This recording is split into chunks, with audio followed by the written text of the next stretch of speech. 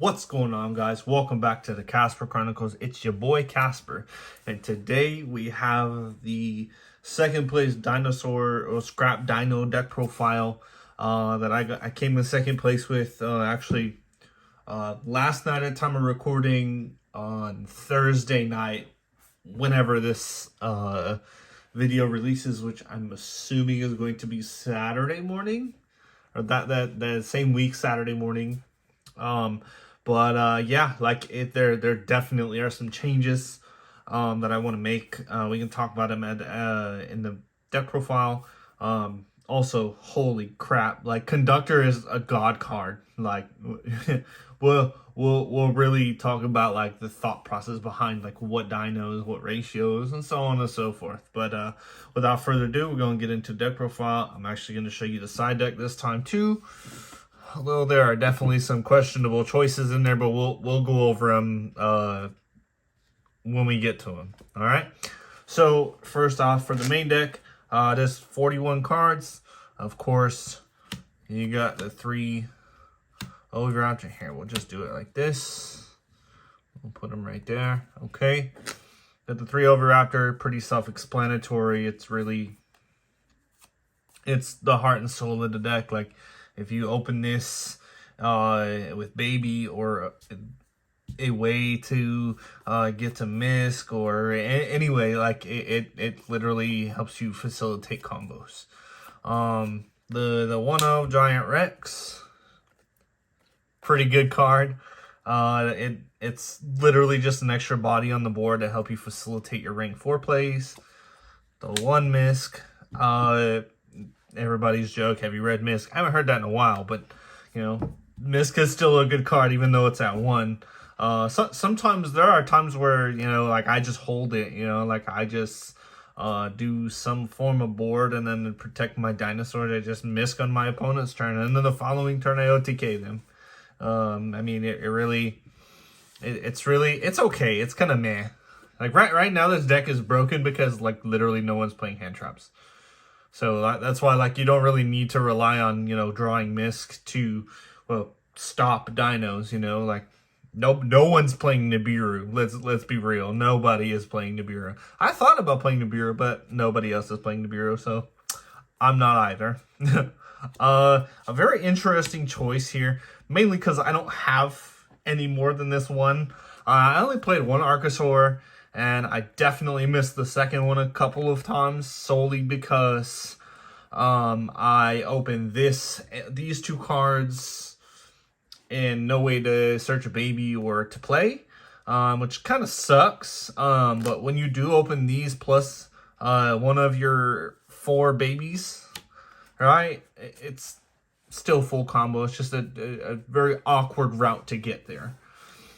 But yeah, I definitely would bump this to 2 if I had to. I'm gonna try to find one if I do continue to play this deck. I don't know. This deck was literally put together for fun, and I got something to play. So who knows? It might be, you know, it might be Dino time. You know. Okay. And really quick, just the babies. The babies are babies. I see no need to play a second one. If you're playing a going second variant, sure, you can play that. Because then you main deck Pankratops and whatever else you want. But I see no need for it. But we'll talk about that later. Like I said, it is Scrap Dinos, the scrap package 3-in-1. I did consider cutting this to 2, and I feel there's a very high possibility one of these is gonna go for the second Archosaur. It's between the third one of this and a couple other cards in the deck that you'll see shortly. But the scrap package is insane, especially because nobody's playing hand traps. It's awesome. Of course, you got Big Daddy Conductor. 3 as always is too bricky. 2 is the perfect number. And I get the one tech choice I made was Quatless. So the reasoning behind this, right, is Shizu tier will mill, right? If they mill you and you're going second or whatever, right? And say you open Conductor, or you open a way to get to Conductor, right? Like Oviraptor, Fossil Dig, anything of that sort, right? And they mill Quatless. Quatless is going to search you your pill. Now, you're going to, well, granted, they mill something like a dino and a non-dino, right? I mean, you're already going to have a dino, so you need to mill something that's not a dino, right? Or figure out a way to get something that's not a dino in the graveyard, right? And if you do, Pill's live, right? And say you got, you searched Oviraptor, or you had Oviraptor, right? So you normal Oviraptor, you get Conductor, right? And you make them deal with whatever you pill, they negate it, cool, summon Conductor, and run everything over, all right? I like it. Usually on my turn 1 end boards, I'll bring this out instead of a Conductor, just because like the end board is really like Appaloosa, this Dweller, or what's called Savage. Well, spoiler, right? I mean, it's kind of given because we're playing scraps, but yeah, like this is always my turn 1, like set up my board, can you break it type of thing. Because why? I'm gonna get a book, sure. It doesn't stop anybody from fusion summoning or anything. So this is kind of like the going for the kill, right? It's a spell trap negate on top of the three Appaloosa negates on top of the Omni negate with Savage. So, and on top of that Dweller. So it's a pretty good card. For the hand traps, I literally only played 9 of them. 3 Ash, 3 Imperm, and the beautiful Gamma and the awful Driver. I drew this one time last night, and I literally thought about it in game 3 of my last match. The last round. I was like, I really haven't drawn Driver at all throughout the tournament today. My very first card, Driver said, hey, what you doing? I'm here. I'm glad you called for me. But otherwise, yeah, like, I mean, the Gamma package was pretty broken. It really was. And another tech in the extra deck that I'll show you here shortly. This is crazy. I like this ratio. Like, you don't really need to play a lot of hand traps in dinos, obviously, right? Because you got Conductor, and Conductor's a house by itself. For the spells, 3 Prosperity.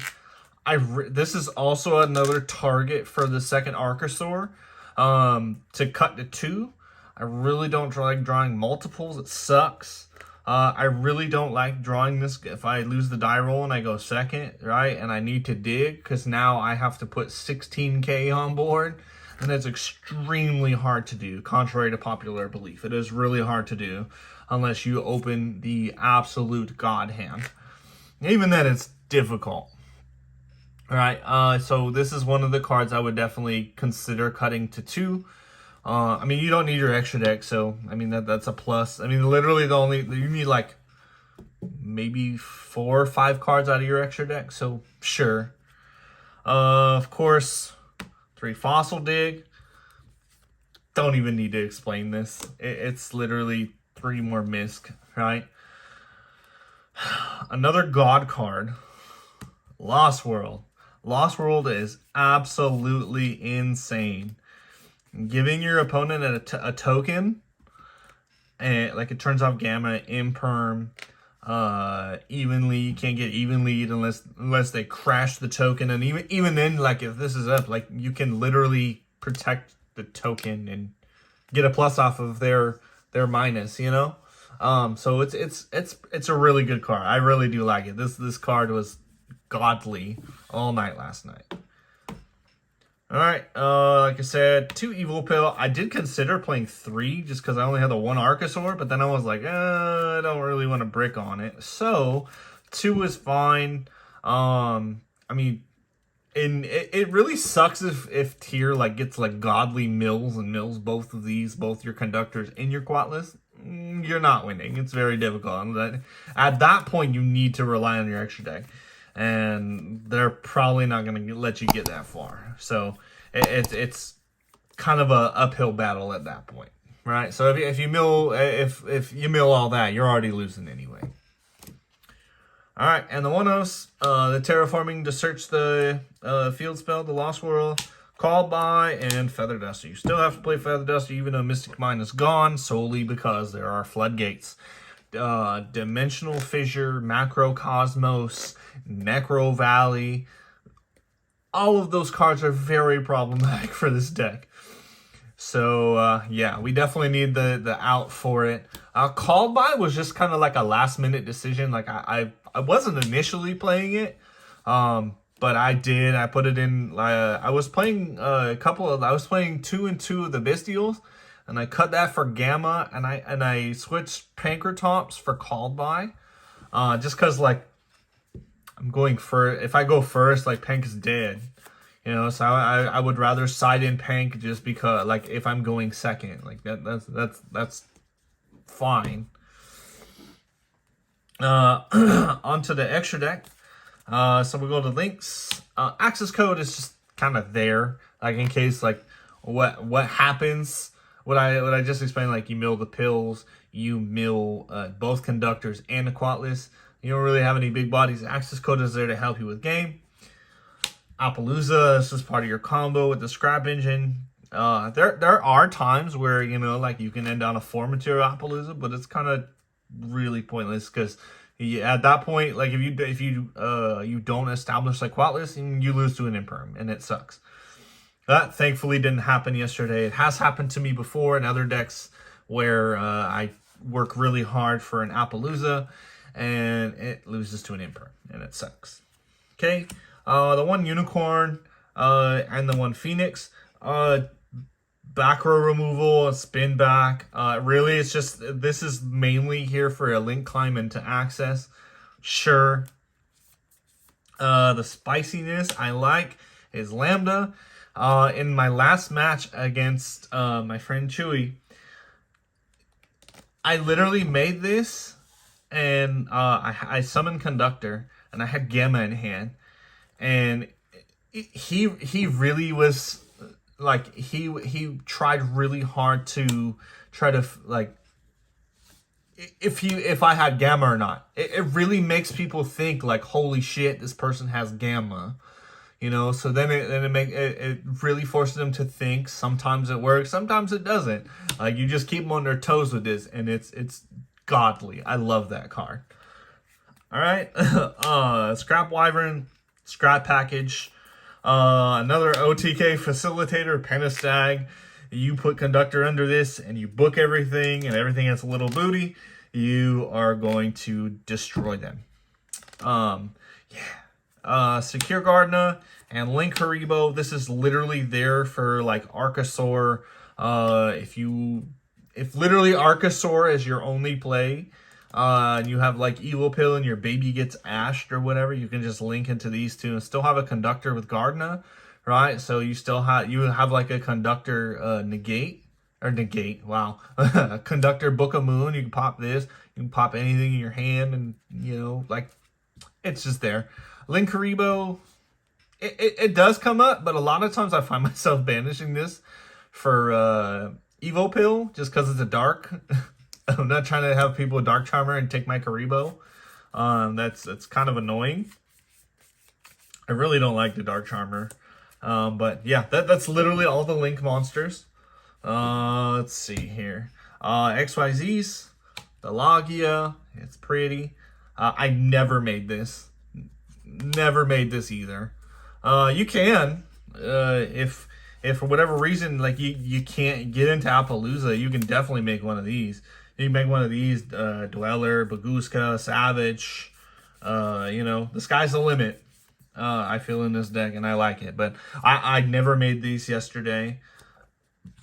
Definitely made that a lot. This is a God card. If Konami bans this, like people are talking about, they want this shit banned. If Konami bans Dweller, I'm not playing Yu-Gi-Oh for a while, because until they ban Hammer tier, I am not playing through tier format without a way to turn off the graveyard or to